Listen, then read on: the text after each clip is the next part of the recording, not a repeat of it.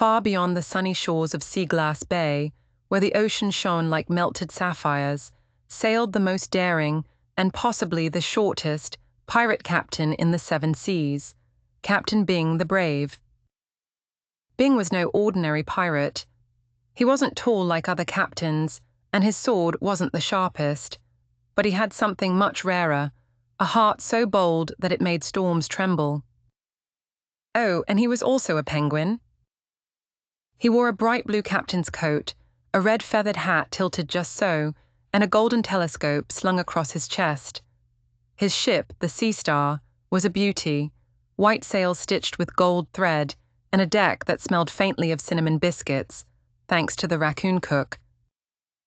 Bing's crew was as colourful as a treasure chest. Polly Pockets, the green parrot with a memory so sharp she could recite entire sea charts from years ago. Tilda, the clever raccoon who could find anything, whether it was a hidden treasure chest or the last cookie in the jar. Finley, the cheerful dolphin who swam alongside the ship, leaping over the waves to keep spirits high. They didn't just sail together, they laughed, sang, and faced every challenge side by side. One golden morning, Bing spotted something bobbing in the water. "Hoist the fishing net, Tilda," he called. It wasn't a fish, but a bottle. Inside was a rolled-up note tied with seaweed string.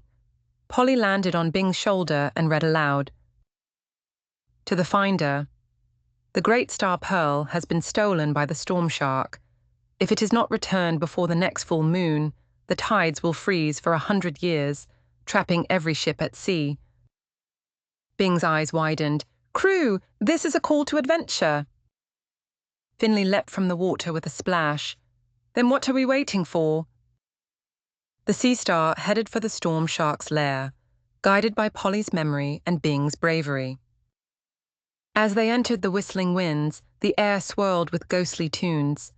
The sails flapped wildly, threatening to rip. Bing steadied the wheel. "Sing louder than the wind," he ordered. So they sang their cruise song, off-key but joyful, until the strange winds faded. A thick fog rolled in so dense they couldn't see the bow of the ship. "Starboard! No, port! No, oh dear," Polly muttered. Bing closed his eyes and listened.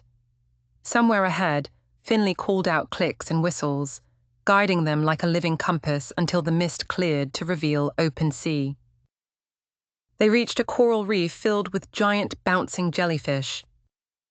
One blocked the way, bobbing stubbornly. Tilda stepped forward. "I've got this."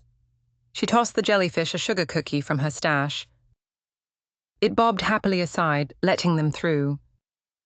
Finally, they arrived at a dark cave shaped like a giant jaw, the water churning around it. From deep within came a voice like rolling thunder. "Who dares enter my domain?" Bing stepped forward, chest puffed out. "I am Captain Bing the Brave. We've come for the Star Pearl." A massive fin broke the water, and then the storm shark appeared, teeth gleaming, eyes like storm clouds. "And why," he rumbled, "should I give it back?" Bing could have fought. He could have ordered his crew to charge, but instead, he took a deep breath.